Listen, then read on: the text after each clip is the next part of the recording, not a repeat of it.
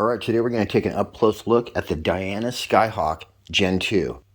I don't remember much about the Skyhawk Gen 1, but this Gen 2, it seems to me to be extra short. But I'm sure it's not short on performance. So if you're looking for, I guess you would call a compact bullpup that handles exceptionally well, this is one of those. This is a regulated side lever action. Look at that group, you guys. That's 5 shots with the Bullpup. We just call it the Bullpup now because it doesn't even need a name, it's that good.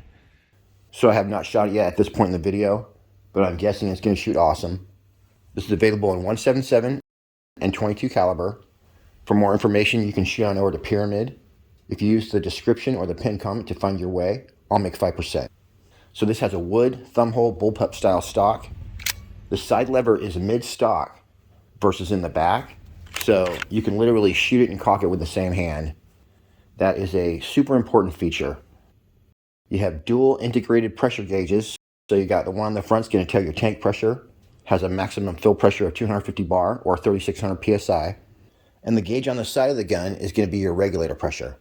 It does not look like the hammer spring or regulator is adjustable, so this is going to be tuned to perfection from the factory, which is actually a good thing. So in this video, we'll find the best pellet for the 22 here. This is available in 177 and 22 caliber. 22 caliber is going to hold 9 rounds in the magazine. 177 is going to hold 11 rounds. And this comes with 2 magazines, which I'll show you how to load later in this video. On the back of the stock, it has a cocking indicator, so when the rifle's cocked, there's going to be a little red thing sticking out. You got an adjustable butt plate. That's nice soft rubber. It's got a nice carbon fiber shrouded barrel. As well, it has M-LOK slots in the forend, so you can add an M-LOK Picatinny rail for your bipod. It's got a 265cc air cylinder. This is a powerhouse. It says right on here it's going to be putting out 985 feet per second in 177, 950 feet per second in 22. Looks like we're getting 32 foot-pounds in 22, 19 foot-pounds in 177. This has a 2-stage adjustable DIT trigger. You got laser checkering on the forearm and grip. The stock is very nice. As I said, this thing shoulders and handles like a dream. You got a Picatinny optics rail on top, manual safety kind of built into the trigger. It also has a swivel stud built into the back, and then I guess you'd use your M-LOK rail for your other attachment. It has an overall length of just 29 inches with a barrel length of 18 inches. Weighs 6.7 pounds. It comes with every O-ring you'd ever need, some tools, a fill probe that's already machined and ready to go, and a nice fitted padded case. It does have baffles in the shroud, so you're going to have some built-in sound suppression, but you also have a 1/2 UNF threaded muzzle, so you can put any standard airgun moderator on there, including a Scout Whisper, which obviously looks awesome because it matches the shroud. Also, the good thing about the Scout moderator, it's basically weightless. It just says that the stock is made of hardwood, but it's definitely beautiful. So that's about it for hardcore stats. Let's do some shooting. Here's a look at the charging handle. It's kind of spring-loaded.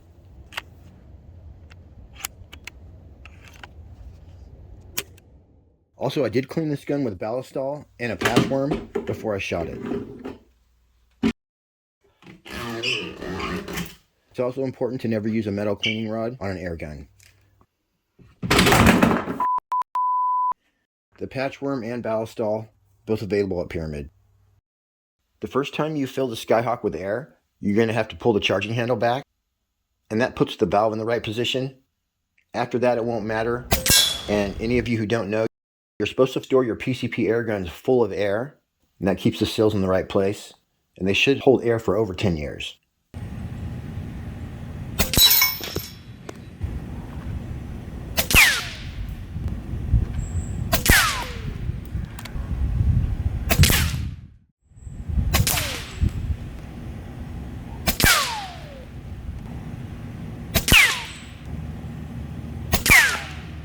Nice.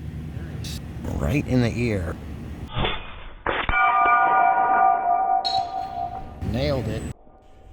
Alright, I got a pile of pellets and slugs, and we're set up here at a relatively calm day. A little breezy, but we're at a very special. 35 yards away, nailed it. Here's all the pellets I'm testing. And I had to go to a traditional bipod setup with the bags in back. So here we go. All right, here's my lightest pellet, the 13.43 grain. Now here's the 14.35 grain JSB. All right, now let's go to the 15.89 grain JSB. Up next is the 18.13 grain JSB. Now here's a 22 grain JTS dead center. This is a 25.39 grain redesign. 769, pretty good. That's crazy that we are same hole in it pretty much with every single pellet. Now I'm going to try 25.39 grain JSB knockout slug. Now this one should drop. We got more drag in the barrel. Let's see. Let's sight in and do a group with those. You guys all like slugs. We're at about 6 shots off a full tank. Filled it up last night anyway. Let's see where we hit. So far so good.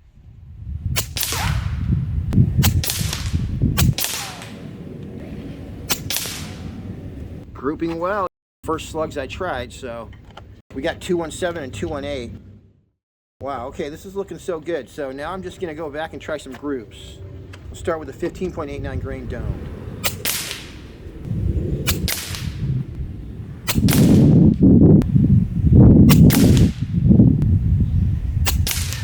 Wow, you guys, same hole in it with the first pellet we tried, 15.89 grain JSB. I'm gonna click.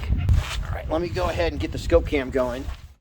Do one group on camera with these 15.89 grain JSB.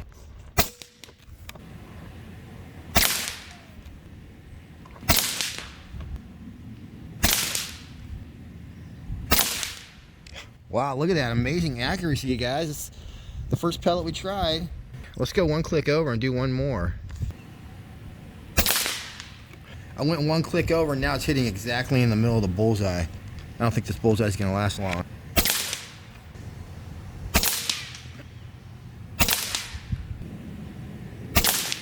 Yeah, I was changing the way I was holding the gun. We're regulated around 1250, I would say, something like that. So here's the FX domed.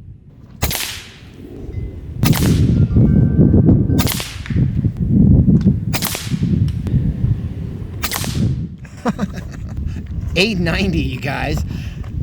I don't know if I've ever done a bullseye quite that perfect as far as being symmetrical. It's really windy and cold out here. I don't think we need to test any more pellets because we know this gun's a shooter, so it's up to you what you put in there. Here's a look at the trigger pull. This has a nice trigger. It turns out the trigger pull is just 3 ounces.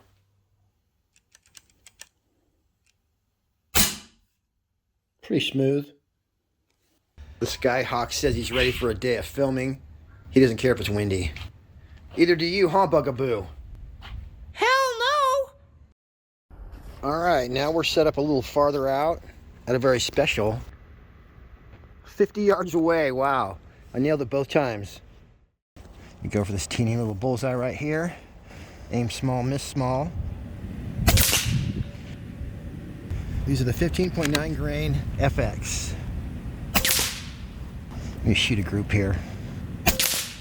We might need to go with some heavier pellets for this 50-yard shooting. See if I can do a decent group with these.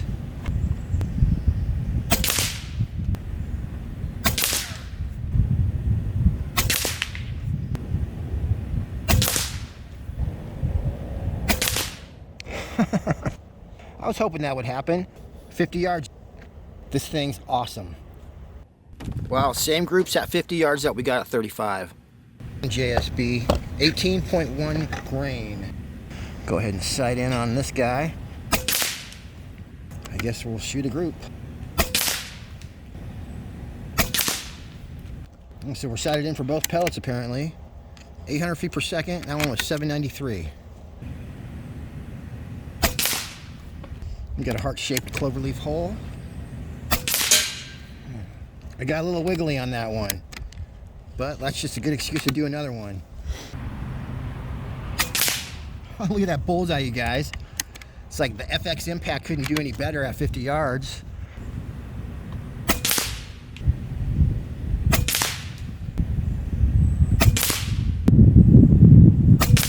Dang, you guys, 5 shots, the tightest little group ever. Now it's the 18.1 grain FX. How cool is that? JSB.